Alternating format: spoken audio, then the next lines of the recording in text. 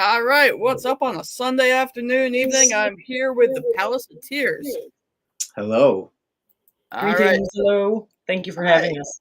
Yeah, no, thank you for coming on. So, tell the viewers who you are and what you're all about. We are the Palace of Tears. We're in New Orleans. I'm LV. I do the vocals and the lyrics. And this is Eric. And I do all the instrumentation and record and play softly. He works all the engineering magic Yeah. and soundscaping. All right, Sculpting. Sound sculpting, I like to say. excuse me. All right, so how'd you both get into making music?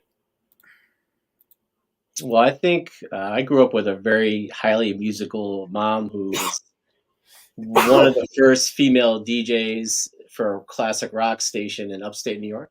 Oh, that's cool. Bless you. Bless you, by the way. And also, she was also one of the first gay DJs in Rochester, New York as well. So I just grew up on a lot of music, and my mom grew me up, whether I liked it or not, on a lot of prog rock, space music, soundtracks, and just a lot of heavy early 80s stuff along the way, and just constantly was playing new music, on top of having, some good friends and family members and partners who were musicians. So I was always around music. I went to my first concert when I was 5 to see the band Renaissance. 5 years later, went and saw Motley Crue and Ozzy Osbourne. So Oh, nice, I've been going to concerts since I was a youngin' and just been around a lot of music. nice. I come from a family that is somewhat musically oriented. And with my classical dance training, I had music just my whole life around me as a dancer, and now I'm on the other side of it, and that didn't happen until later in my dance career when I started to do musicals more professionally. So I was combining movement with movement with singing, and then I sort of evolved from that to this, which is now I'm doing my own original pieces with my own writing and my own lyrics and my own compositions. And that did start with Eric. All right. Hey, what's up, Kyler? My longtime wonderful viewer. So how'd you develop your sound? Like, it's pretty unique. Thank you. Well, thank you. I think it's a good question. I think a lot of years of being a self-taught musician and lots of listening. I think I was playing air guitar first, and so I would mimic the guitar sounds that I would hear in my head, and I think that might have just stayed with me until I actually picked up a guitar on my 21st birthday. And then from there, it just kind of was a lot of experimenting and buying pedals and deciding which instrument I wanted to be, if I wanted to be a guitar player or bass player. And then, a lot of it is just influences that you're inspired by and how do they do it. And then I think after a while, I want to figure out how I can do or make my own thing with all the influences. So it's just been a lot of long nights and evenings by myself, mostly trying to figure out how to make this particular sound and how it can be as expressive and familiar and yet different at the same time, All right. I don't know if that question could be answered by me. Okay, I mean, that's totally fair. So, where'd your band name come from? So we first were watching Suspiria, the remake of Suspiria, and there was a chapter in the film that was titled The Palace of Tears. So that caught our attention, and I wanted to research it. And it turns out that it was an actual place in Berlin, Germany, which is where we happened to meet. Yep. Okay. So, we kind of picked the name first and then found out how synchronistic it was. And I was like, okay, I guess we're meant to be the Palace of Tears, at least for now. Yeah. That's and cool. This was during, right in the beginning of the pandemic. So Right. we didn't have too much to do. We were working on music before the name came about, but we were also watching a lot of interesting films. And I remember just being on the couch, having a glass of wine or a drink, watching Suspiria and the Palace of Tears. And I just looked at LV and I was like, that it would be a cool band name, you know, and just what it. I think we talked all night what this could mean, and Yeah. the image of what it could be. You know, something that's palace, magnificent, beautiful, majestic, but of the emotional realm of what tears represent. And then we did some digging, and like she said, we found out it was at a place where we pretty much met, you know, for the first time. So And I didn't explain further what that place Hmm. was. It actually is known as a crossing point in Berlin yeah, when the wall was still up, separating east from west. And so you would be bringing a loved one there to send them to the other side of Berlin, and you might not know when you'd see them again. And Mhm. so it was, I guess, an emotional place to be, you know. So yeah, not that we intentionally were trying to Right. blame ourselves after that, but it just was just too synchronistic yeah, to pass up. Yeah. It works. yeah. All right. So, did you tell me a story about a particular piece of music you heard when you were younger that had like a huge impact on your life?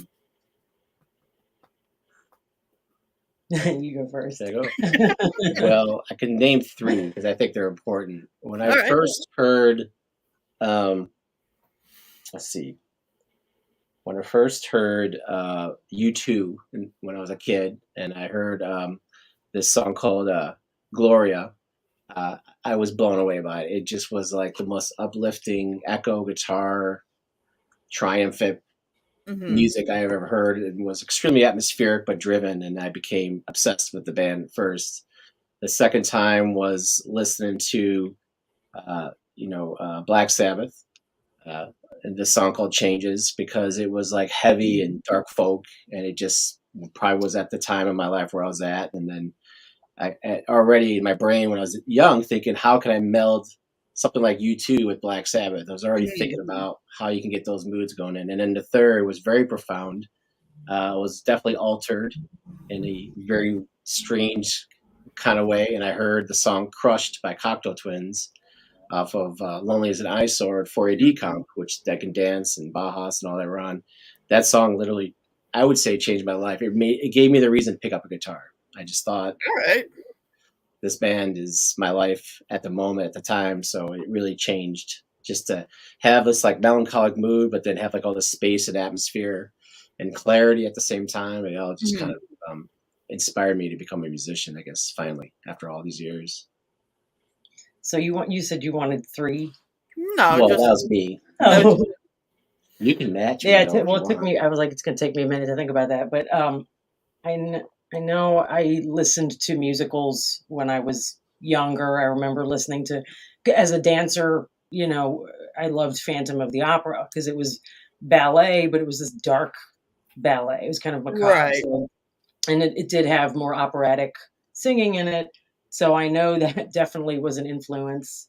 And then I think as one of probably the first things that influenced me to even want to sing myself was a song from Juno Reactor that I heard some vocals in it that were, I would say, Middle Eastern influence, Okay. or and then Indian classical.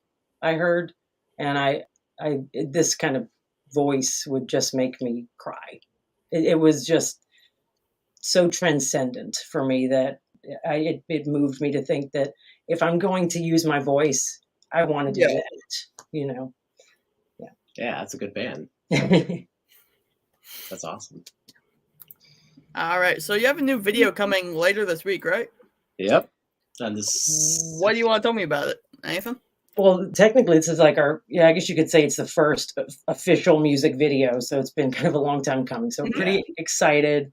And I set up a premiere, which everyone who's watching this can go to YouTube, our YouTube channel, and you can click notify to be reminded. It will premiere Sunday, October 15th, which is next Sunday at 1 p.m. Central Standard Time. Mhm. So, yeah. And we filmed it right in here. Yeah, we had a couple of different takes or false starts or whatever Mm. because while we wanting to do a video, it was time when we definitely wanted to try to showcase some of the work through imagery. We were also learning how to use Final Cut Pro and how to make a film Mhm. and learn as you go. So we did a couple attempts outside and at various places, wasn't working right. And then we finally, after all the learning curves and there's still learning curves, but after the some of the stuff we learned, we did everything inside our home here, and then was able to complete it in one weekend. And we're pretty excited about it. We're really proud of it. I'm sure the next video hopefully will be better than this one, but Mhm. Well, yeah, I yeah, mean, it's our first, our and we first. ended Yeah, up DIYing it. yeah, So we wanted to kind of keep it simple. Like yeah, I think it's easy to make something kind of complicated and add all these effects, and let's make it as Yeah. intricate and interesting and yeah, crazy as possible. But this, we were actually like, let's try to do like the less is more thing. yeah. So Minimalism.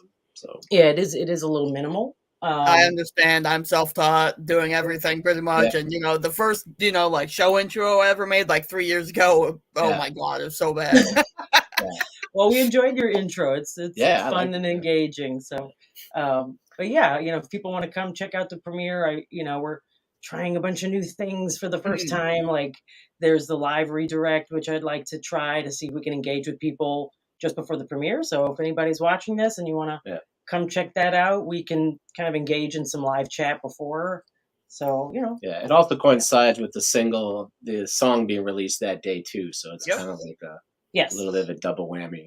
yes, releasing the video and the single same day, and Now, is it's it just a the single, or is there an album in the This works? is yes, this is the title track of the upcoming album. Thank you for Okay. asking. Yes. Yeah. Yeah, so it's Veiled Screen Woven Dream is the name of the single, is the name of the album as well. All right. Well, I always have to ask that because I'm very pro album in a world where all anyone likes is singles. So I always ask. Yeah, yeah, no, I thank you. And it's also memorializing my brother's passing Mm. last Yeah. October 15th. And I wanted to do something to commemorate. All right. What would you say is the biggest struggle that you're facing as musicians? I think it's fun. The biggest struggle that we're Oh, facing as Yeah. musicians. ooh, that's a good question, and then Which struggle to pick? and that could be lengthy. That could be lengthy. That's okay. I would answer in a few, and I guess I'm sure that any musician or any artist will go all day about it. But I think for the kind of music that we do, we're not interested in finding our place because we feel in this very positive way of saying it, very punk rock about how we are with our sound. But it's also, I think, the challenge is trying to get out there more and trying to have people in the world who are Mhm. into the kind of style of music that we perform. And there's other bands out there that I like, like Cocteau Twins, Lycia, all those kinds of Mhm. bands, for us to kind of get heard. How do So, how do you appeal to your niche? yeah, Right? How yeah, especially when your niche is maybe not quite fully understood yet. yeah, Because Right. people are like, well, what is this? When you don't really know yet, it's not in a candy bar wrapping, right?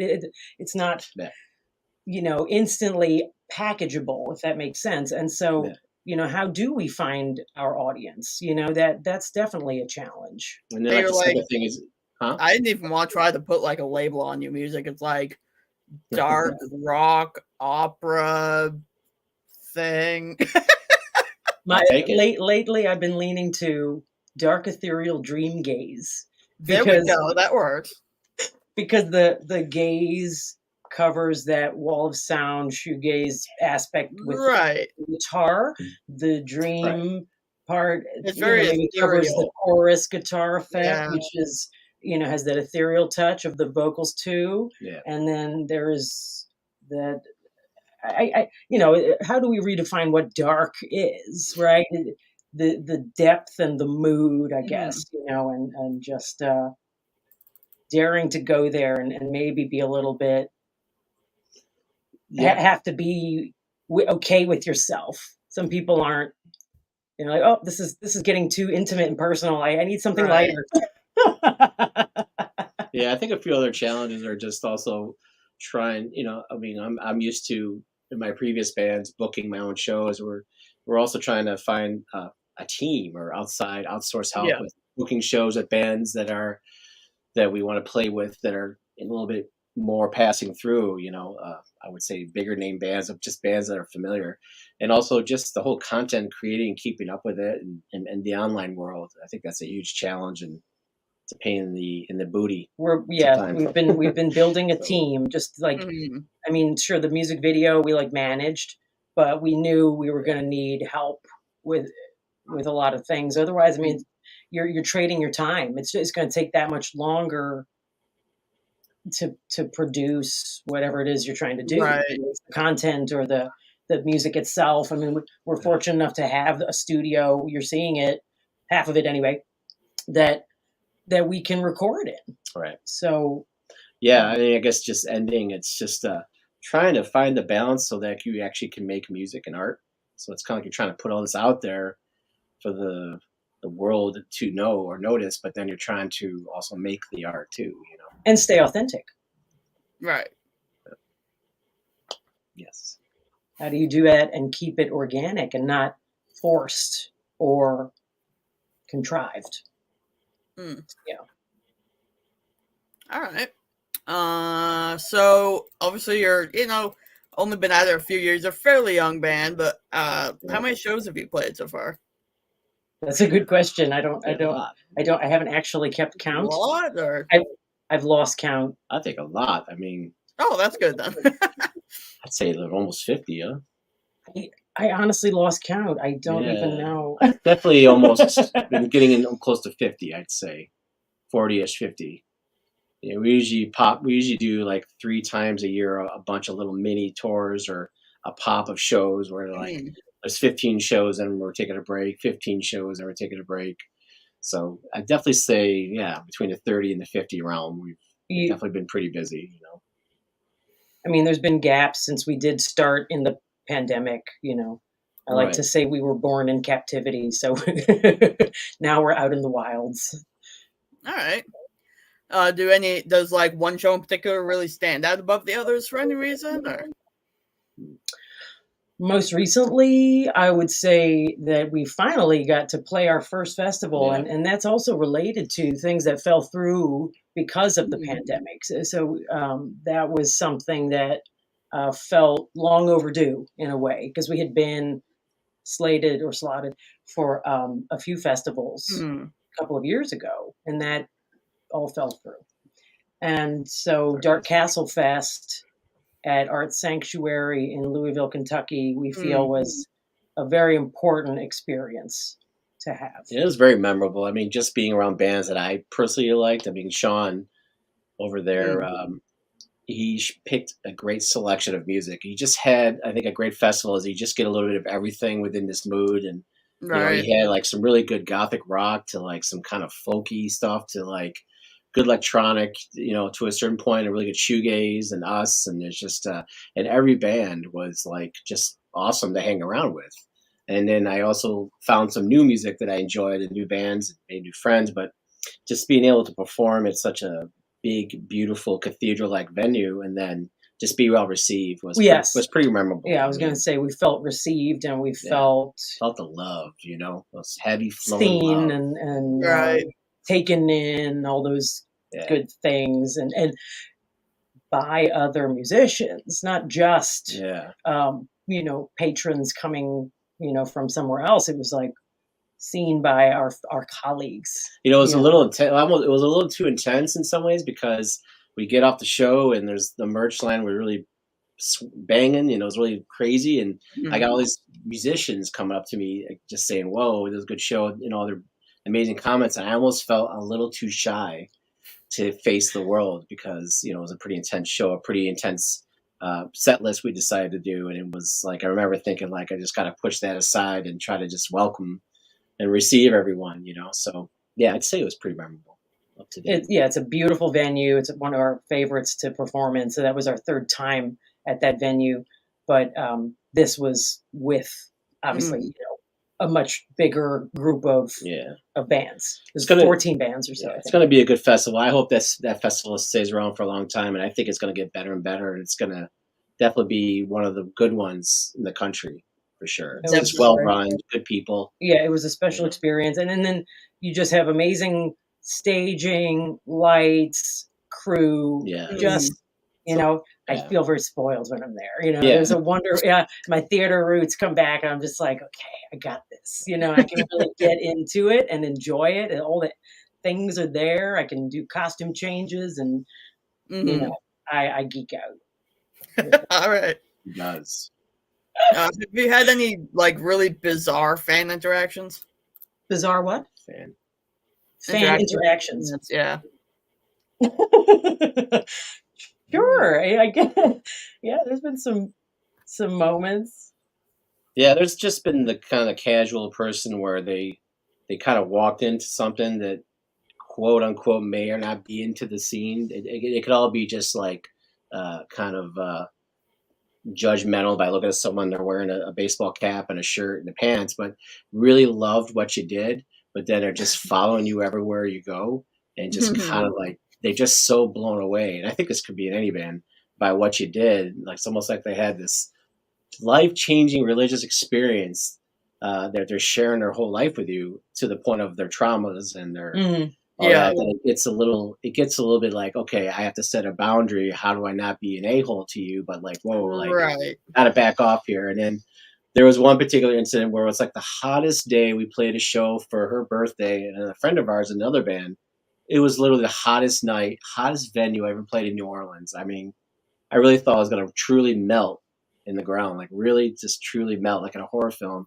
This Hmm. couple was in front of us, and I'm playing, and they're just so crazy into it, which is awesome. But by the time I got off the show, they were following me, and he just told me his whole life traumas, what his dad did to him, what his parents did, and I mean, what they went through as a couple. And then I thought, like, wow, this is the most amazing compliment for someone to be so open to us.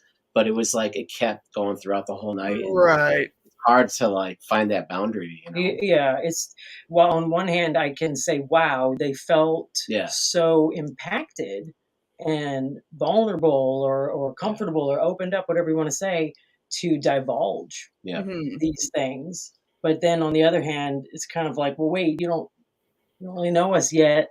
But I Right. mean, yeah. that's what It's art does, right? It just kind of we, sometimes, I mean, yeah, it's a bridge, right? And you just yeah. find that human connection. But sometimes it's like, Hmm. whoa. Yeah, and I know our Yeah. music is pretty emotional. I mean, we're not. We wear our hearts on our sleeves when we're on stage. That's the whole point of our offering of the on stage. But, um, and I think sometimes it may just open people up really intensely, and they themselves as well as ourselves have to find a way to kind of come down from all that and kind of like ground. And so sometimes you'll get some folks that are just not very grounded after being opened, and it's Hmm. has become a challenge, you know, for sure. Definitely. Sure. Uh, I was getting called the diva from Fifth Element for a little while. I haven't heard that for a long time now, but like I remember in the beginning, like you're like the diva in the Fifth Element. I'm like, cool. Maybe I should dress. Maybe I should do that costume. exactly, Ron. Exactly. Music has a way to bring out emotions nothing else Hi, can. Ron. Very true. Oh hi! Yes, right on the money with that. All right. This is kind of an off the wall question, but if you were a salad, what dressing would it have? Ooh. If I was a salad, what dressing would I I'd probably be like a lemon ginger vinaigrette or something like that, have? with a dash of cayenne, like a little bit of Ooh, spice. there we go. A little bit of heat. I dig it. Yeah, a little heat. I would be a sweet sourest tamarind vinaigrette. Tamarind's Okay. a tamarind chutney from India, and I would make that. There's a vinaigrette you could put in a salad. So I would be a tamarind ginger vinaigrette. All right. And you? What Erica Um, Strange? probably some sort of like strawberry vinaigrette or something. Okay. We all like Wow. vinaigrettes over You know, here. a little Yeah. sweet, but like it's also a little sour, but it's also a little like A you little know, tart. yeah, but it's also fruity. I don't know. Yeah. So where can people follow you and find all your stuff? We have a link tree, which I find very helpful because it just gives you one page and you can find our YouTube there. So it's the link tree / the Palace of Tears. You can, yeah, find all our links there. I feel like it's the easiest. Most of our handles are the Palace of Tears, whether it's Yeah. Instagram, Facebook, YouTube Mhm. channel. Um, Spotify is something I am very like curious about, Mhm. and I will admit ignorance because Yeah. I feel like sure I'd love people to be listening to us there, but I don't understand all that yet. It seems important though, Yeah. in some ways. Like there was a Mhm. festival that we couldn't apply to because we didn't have enough Spotify listeners. So things like that, if it's going to impact your ability to work, I guess Right.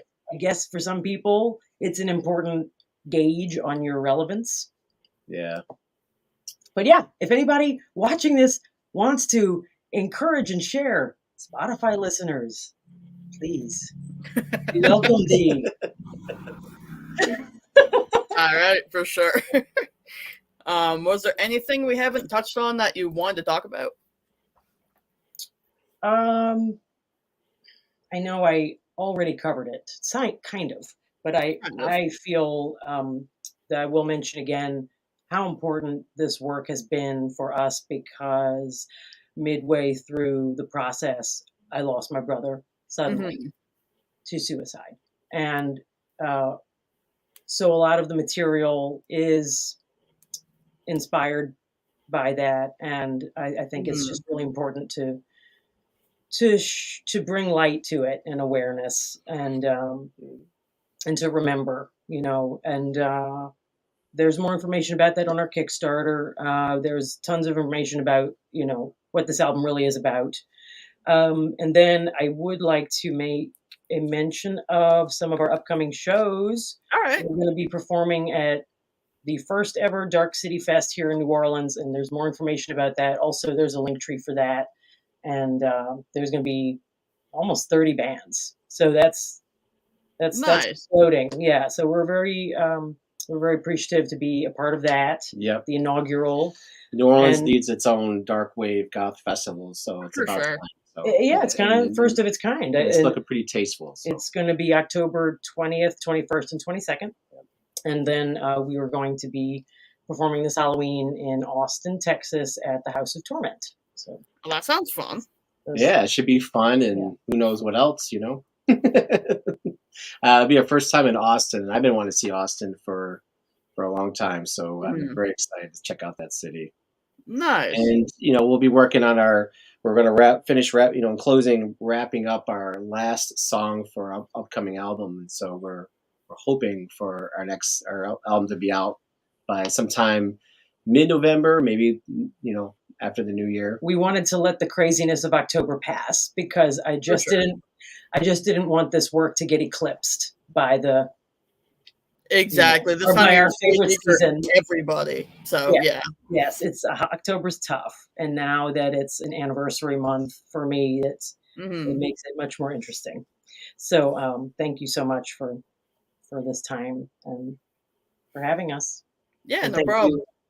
thank you to William Zimmerman of Moonquell Media for Hooking us up. helping. Yeah. Yeah.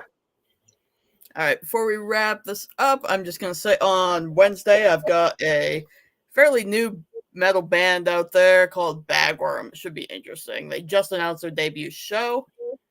All right. And what do you want to say to your fans who watch this? Thank you for all of your support, and we really hope that you'll follow us as everything unfolds with this next work. And those who have supported us this far, we thank you so much for sticking with us, and for those just joining, um, we hope that you like what we're doing in the direction that we're moving in. Yeah, and we hope, a big hope, that we get to play a show farther out in this country to wherever you're at. So that's like a big, big hope. So. And I would say, lastly, if any Kickstarter backers are watching, we love you and thank you so much for believing in this project and for backing us. Thank you. And thank you, Eric the Strange. No My name's problem. Eric as well, too. So you got a cool name, though. You got the Y in there. I have the ICK, but Well, at least you've got the K in there, right? yes. All right. Thank you. If you want to hang out off the air, you can stick around after the outro. If not, it was nice to talk to you. Likewise. Yeah, likewise. See you later.